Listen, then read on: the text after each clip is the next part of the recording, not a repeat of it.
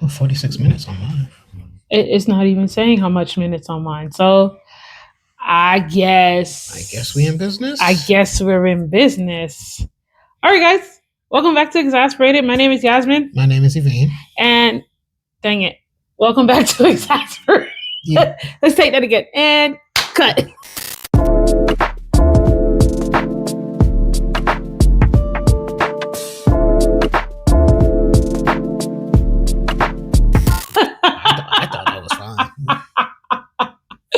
Sorry. Hey guys, welcome back to Exasperated. I'm Yasmin. I'm Yvain. And this month, Women's History Month, we are going to be talking about the man, the myth. Well, technically the woman.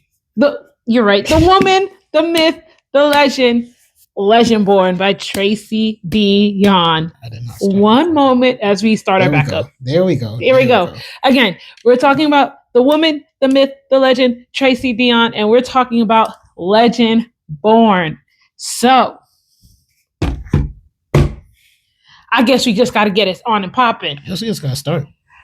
And again, I'm sorry if you hear scratching on my end because clearly and evidently my beard just decides to be uncooperative and scratch against the mic, which, blessed with some people aren't. You know who you are. If you ever see this. Dang, that's rude. If you ever see this, you know diabolical behavior. But a bit about Legendborn, and again, this is one of the books that you suggested to me. Mm-hmm. And I remember when I first started reading Legendborn, I literally couldn't put it down. Yeah. And that it literally took you taking my book, which I still don't appreciate to this day. I'm sorry. Taking my book and being like, until I catch up, you can't read anymore. Because I when I sat down and read it, in like half a day, I got through half the book. Like I would have finished it that day because to me, it was that good. It is. And I think what makes it that good is the relatability of the main character, Bree, right? Mm-hmm. Obviously, as you can see, I'm not a woman, but I was also an early college kid. Mm-hmm. So I could understand the notion of her and her friend Alice kind of sort of being 17. I was going to say 16, but I think you're 16. 17. I know Bree is 17. 16.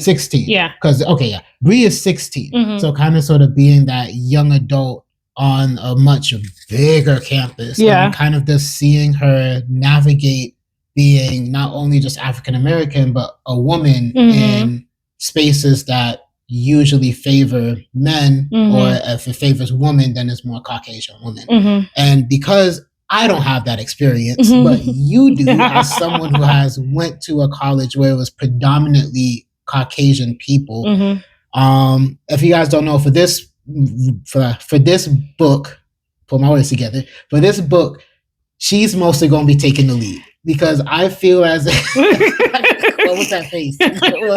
It was a face of nervousness. Sure. You'll be fine. Sure. Because even though you didn't have the early college experience, I personally feel as if as an African-American woman who has been in predominantly white spaces, there's a lot of relatability between you and Bree. And don't worry, at the end of, did we say this one? Either way, at some point in the future, we're going to be doing like a compare and contrast between Children of Blood and Bone and Legendborn. For sure. I feel like, you know what? Like it just has to be done. Yeah. Like they're both very strong female characters, but in very different environments and telling two very different stories. Mm-hmm. But somehow it works. It works for both of them, So since I'm taking over, hit me with the first question, Doc. So within this first 13 chapters, we learn a lot about Bree.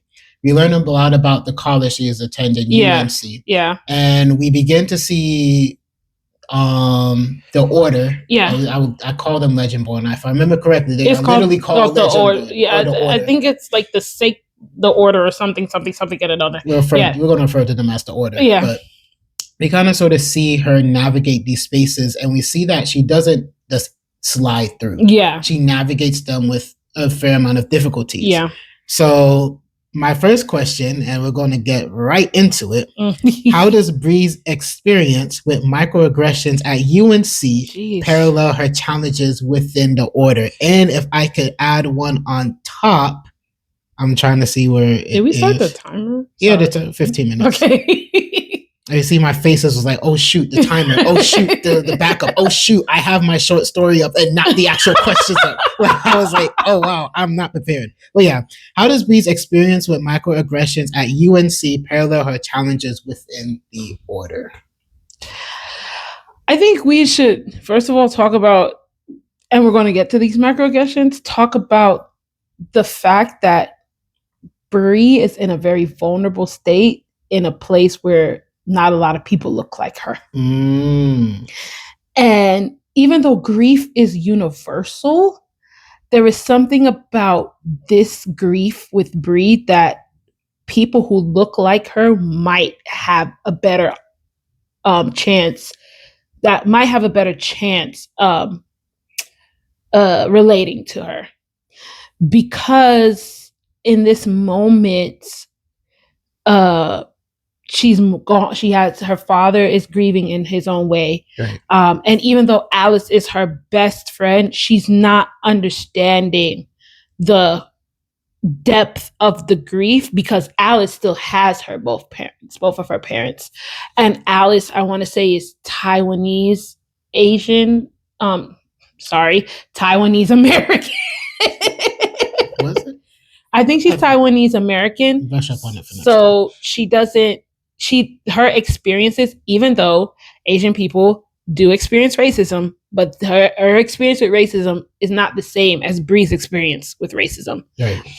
So I feel like she's in this really vulnerable space, tough as nails, because she doesn't want people to say, hey,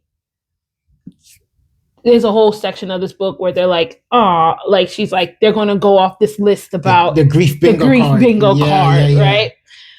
But I feel like if she had people who look like her, who understood that this weight of grief feels very much different as a child who has lost her mother, especially in the African American community, especially since there is no root connectivity, as in like familial connectivity around to pull her out of said grief, right. Which is one of the reasons why she moved away from her dad, because her dad was grieving in a totally different way.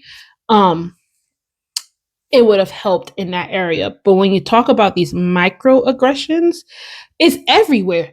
It is everywhere. And as a Black girl on a white campus, it is just like, okay, okay, you gonna say that? Cool.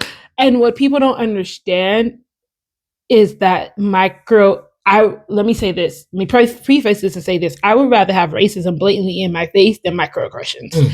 Because then no one can deny when you're just flat out racist. Microaggressions have a way of being sneaky.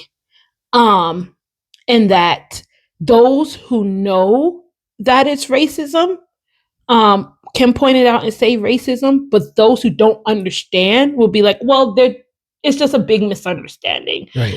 And she faces, from day one, microaggressions from the police officer, then from the dean, then when she goes into the order, the fact that they were like, well, it's the most diverse page introduction. And a couple of sentences before, she says, no one here looks like me. Hello? Like, token Black girl moment right here. Like, you are the token Black girl.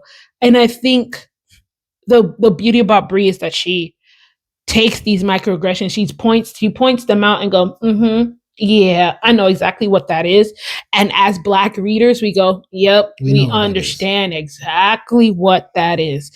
And she uses that. I don't know if those microaggressions they're going, I know they're going to continue in this book, but she navigates them very well. And she puts on her corporate Black girl face and goes into the order, just like she put on her corporate Black girl face in front of the dean and goes, okay. She puts on her corporate Black girl face in front of the order and goes, all right, I know I'm the only Black girl here, but okay, I'm here, and deals with it that way. So that's the beauty about that. And I think it's funny that it's not just Bree thrusting herself into these spaces because, hey, she wants to do this, but instead it's almost her sense. A part of me initially wants to say justice, but also the underlining. I believe there was a line in the book, and since this is early on, it's not much of a spoiler. To whereas that the grief that Bree is experiencing is the loss of her mother. Yeah, and there is some sense of blame on her part because if I remember correctly, she says like, you know what, if me and my mom never had that argument, then maybe she wouldn't be dead. But I remember that she was talking to Nick, which is one of the main characters in the book. And we're going to, as we go along, if we have time, we're going to cover a question about him. But she's talking to Nick and she's like, you know, I have to do this because I have to know if my mother was killed or if I killed my mother. And that's a heavy thing, especially as a 16-year-old. Yeah. To carry around the thought of that guilt of like, you know what, if me and my mom never had this argument about me wanting to go off to early college, and maybe, just maybe, she would still be alive. And the way that, and I don't mean dominate the conversation, but I just like the way that Tracy Deon pens grief. Is that we see a part of Bree saying that, you know what, yes, one of the reasons why she left her hometown was because it was a small hometown, a bunch of gossip. And again, she didn't want to be like, look at the poor Black girl who lost her mother. At least that's how she felt, which is valid, by the way. But also just the way Tracy Deon says, like, you know what, the father said that one morning he swore that he could smell the grits that the mom used to make. And that's Bree's favorite grits. And another time, Bree says, like, you know, and there's a couple lines under that. Bree says, like, she swore that she heard her mother humming a song down the hallway. And so we see that whereas in Children of Blood and Bone, we see Zaylee's grief, but we don't see that. We know that Zaylee is grieving, but I think it's because for Bree, the loss is more fresh. Yeah, like I think this she loses her mother only like 3 months ago, right? Whereas Zaylee's 17. She loses her mother when she's about like 11, 10, young. 11, like young. Sorry, Tony Adeyemi, if we are not doing that timeline right. So sorry, girl. But she loses her young, so the grief is not fresh, but it's very much present. Right. And the funny thing is when we're talking about this, and I feel like this episode is going to be just about the how Tracy Deon writes grief, is that Bree has somewhat PTSD. Because then like when she gets triggered and she is pulled right back to the moment that right back to the hospital, right back to the police station. Like she is like, it's like her body is here, but her mind is somewhere else. And again, what people don't understand is post-traumatic stress disorder does not have to happen when you are a veteran or you went to war, but anything that causes any event can give you PTSD. To a certain like any traumatic, stressful event can give you PTSD. And so she has this like moment where like her body's here and her mind is somewhere else, and she literally is using mechanisms to shield herself from the pain, but also keep herself present and not live in her grief, which is something that is she calls it before Bree and after Bree, but it's something that like, one, we know shielding yourself from trauma and shielding yourself from pain is not the most healthiest thing, right. But also it's a coping mechanism that a lot of people use. And for her to be 16 and make her mind go, okay, this is how we're going to deal with it. That's something very like poetic in that. That's something very poetic to shield herself off, to say, hey, I'm not going to feel this. Only thing I want to focus on is the here and now, and then be thrust in an environment where you find out magic is real, and possibly that's what killed your mother. So now you don't want to relive it, but now you're forced to relive it because you want to figure it out. So it's kind of like a lot of mind games going on at this point too. And it's funny because we see both in her actions and in the decisions that she make, this grief manifest in so many different ways. And I know I said it earlier, but one of the ways, at least I believe, that her grief manifest was her fact of being like, you know what, I have to get into the order. Yeah. I have to become, forgive me if my details are blurry, internet, don't flame me too hard. I have to become the scion in order to the page so that, and basically go up in the ranks so that I could go before the regents, if I remember correctly, and be like, hey, this is, my name is such and such. My mother was such and such. This is what happened. I have reason to believe that one of your Merlins ended up killing my mother. What really happened? Yeah. And so we see kind of sort of, while her grief also, I could say it harms her in an emotional sense, but also is almost like is almost like the catalyst for this whole book. Yeah. Because she would have never went to UNC she would have never went to UNC in the way that she did if her mother never died. Well, I honestly believe this wouldn't have been a book if her mother was still alive. That's true. Because one of the reasons why her father knew that she was sad and knew that she needed to be away from everything that reminded her of her mother, but yet still, like, she goes to UNC, which is her mother's alma mater, so she's connected in that way, but not at every turn she's reminded of her mom. Right. But I was getting to a point. UNC, she wouldn't have been there if her mother was still alive, I don't think. Or maybe her mother would have came around. But I do think that her grief, like you said, is a catalyst for this whole, like, it starts off as, I just need to find out what happened to my mom, because now I know it might have been magic. In some ways, also, this grief really arms Bree to be very much bad to the bone. Bad beep to the bone. Like, or in cleaner terms, proactive. Yeah, but she is a very strong female character.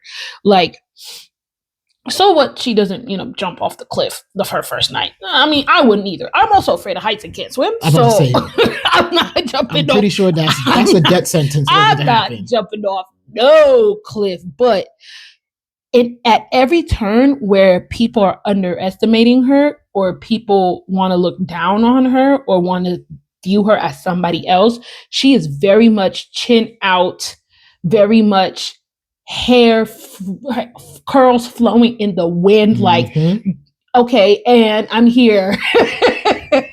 Which is such a, like, even though she is grieving, she's using this grief, using it as using to propel her to figure out what the heck happened, but also, like, just being a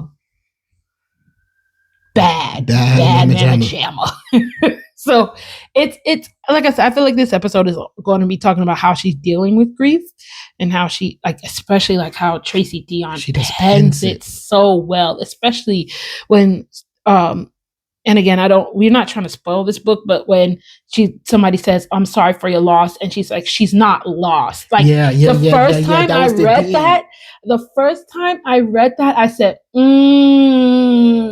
There's a lot of moments in this book that I go, and even rereading it, I go, yeah, Because I think the logic that she applies behind it is that when something is lost, it has the potential to be found again. Yeah. So she's like, my mom is not lost. She's gone. Yeah. As in, like, she's not coming back. Ooh. And it's funny because if I could, go ahead, grab that.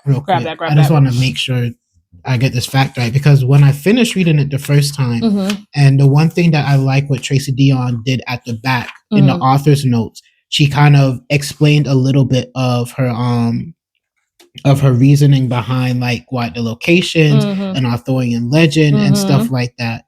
And I think, if you give me a second, that the reason why the grief is so penned well is because if you look in the author's note, she says, in a lot of ways, Bree's story is my story. When my own mother died, I learned that I had just become the third consecutive generation of daughters who lost their mother at a young age. And so I can see that.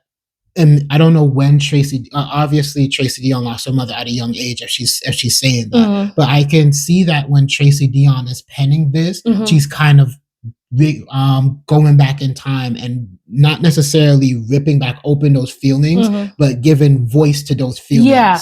And that's what's different reading this than reading, not saying Children of Blood and Bone wasn't good, but this feels very much like, I hate using this word, but raw. Like, but that's true. Her grief feels very much like at the top of her skin, whereas with Zaylee, it was she missed her mother. She yearned for her mother because then she yearned for a time where magic was back. Right. Bree didn't know magic existed until she stepped on UNC. Her grief is totally different. Her grief is, like you said, I feel like it's my fault. Like, my mom died because we had this argument, and we had an argument. I made a decision. I'm not going to talk to her today. And I never said, I love you, Mom. I never said goodbye, Mom. I never said, see you later, Mom. We were left in this, we'll talk. I think she says it. We'll talk later. Yeah, we'll talk later. But that later never came. That later never comes, So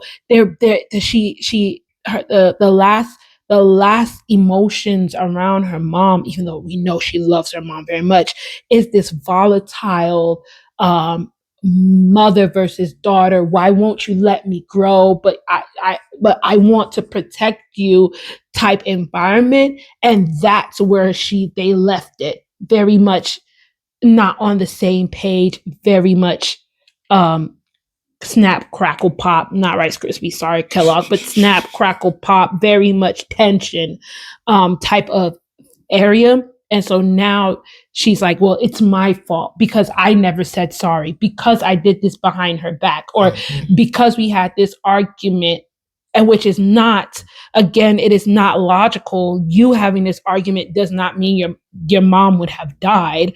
That's very illogical, but because she's a teenager, and the grief is like, yo, this is your fault. And now you might find out that, no, somebody might have murdered my mother.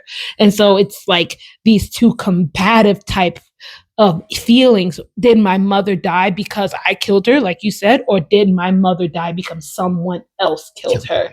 And that is two very different type of grieving. One, you're grieving and angry at yourself. Two, or you're grieving and angry at somebody else. Revenge or self-loathing.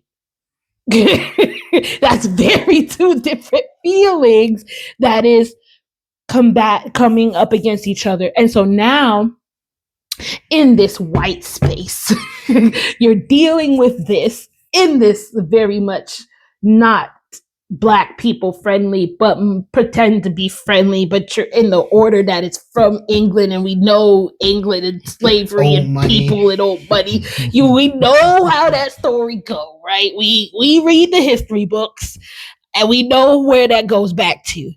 You're in this space trying to figure this out, and in this now you're shifting blame, because if it is someone who kills your mom, it's no longer my fault.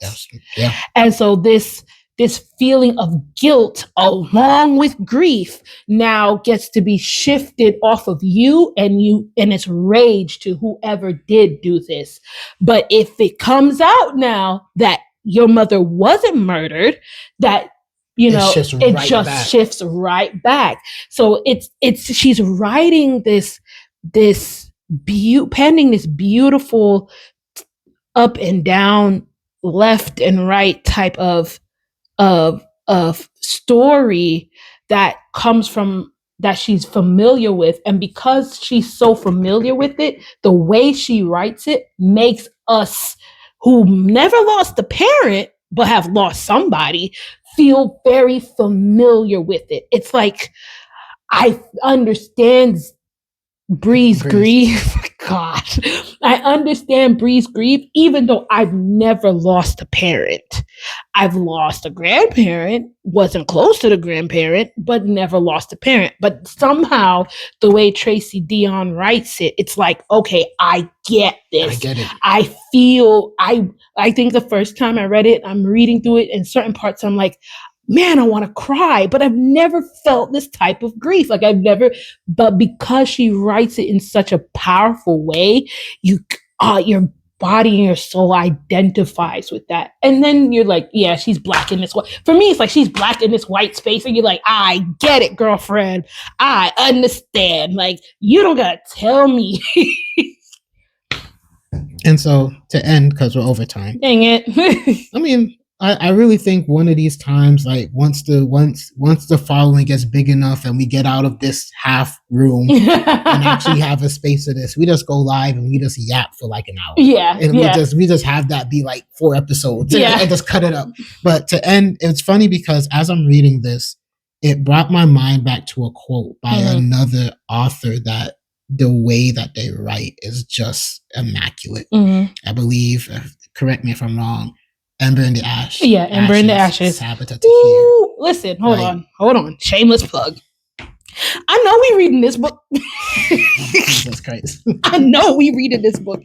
But if y'all have never read An Ember in the Ashes, the whole series, not just the first one, I mean the whole... All 4 books. 4 books. 4. Listen, if you like fantasy, you're in for a wild ride. Listen, I'm not going to pronounce her name right. I want to say Saba.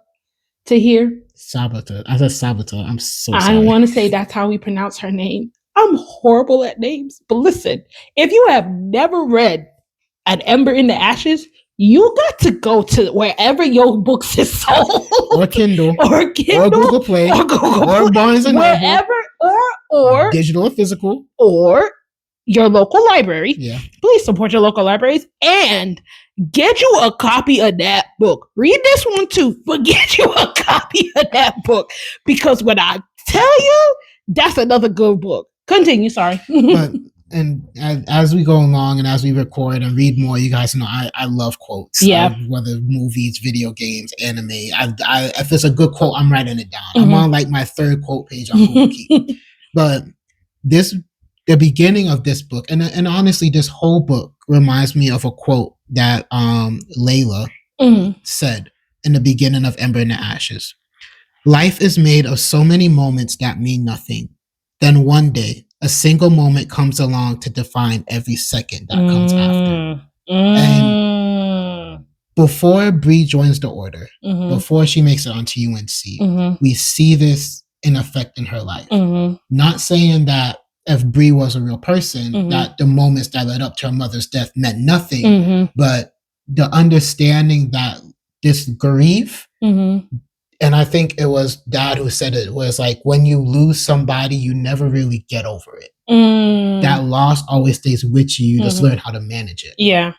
And so we see that, yes, Bree's actions, whether it's a self-loathing or revenge, and as we get into the book, we see this Bree develop into this warrior type. Someone who has had no martial training, no magical training, just picks up on this stuff and she runs with it. Yeah. But at the core of this book is grief and how the loss of a mother defined every moment from the second that mother drew her last breath, defined every moment of her daughter's life from that point onwards.